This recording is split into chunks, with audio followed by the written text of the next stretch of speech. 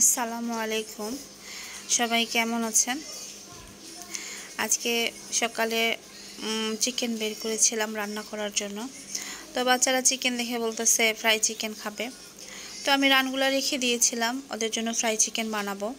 তো এখানে আমি ম্যারিনেট করে রেখেছি। আধা চামচ করে আদা রসুন দিয়েছি, গুঁড়া মরিচ দিয়েছি অল্প একটু, লবণ দিয়েছি স্বাদ মতো, আর 1 চা চামচ সোয়া সস দিয়ে ম্যারিনেট করে রেখেছিলাম। এই 3-4 ঘন্টার মতো ম্যারিনেট করে রেখেছিলাম।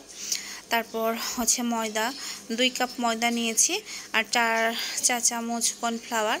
এর মধ্যে সামান্য গুঁড়া মরিচ আর একটু লবণ দিয়ে মিক্স করে নিয়েছিলাম। তারপর ম্যারিনেট করা মাংসটা এভাবে কোট করে নিয়ে, এটা কিন্তু কোট করে নিয়ে আবার পানিতে আবার চুবাই নিতে হবে, যে দেখবেন একটু পর। তো চুবাই নিয়ে আবার ওই ময়দা কোট করে নিতে হবে। কোট করে নিয়ে ঝেড়ে ঝেড়ে নিতে হবে, বাড়তি ময়দাগুলো যেন পড়ে যায়। তারপর ঝেড়ে নিয়ে যে এভাবে 15-20 সেকেন্ড একটু পানিতে ভিজিয়ে রাখতে হবে। তারপর ভেজে নিয়ে গরম তেলে দিয়ে ভাজবেন, এবং খুব অল্প আঁচে ভাজবেন যেন মাংসটাও ভিতর থেকে সিদ্ধ হয়ে আসে, আর উপরে তো মুচমুচে একটা ভাব থাকবে। যাই হোক, আমি 4টা রান আর চিকেনের 4টা রান আমি ফ্রাই করেছি।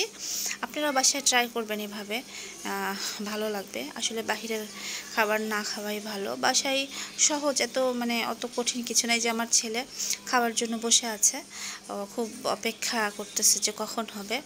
যাই হোক, আমার বাচ্চাদের জন্য আপনারা সবাই দোয়া করবেন।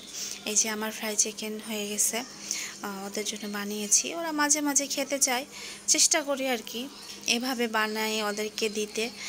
আর বাসায় তৈরি খাবারই আসলে বাচ্চাদেরকে খাওয়ানো উচিত, বাহিরের না খাওয়ানোই ভালো।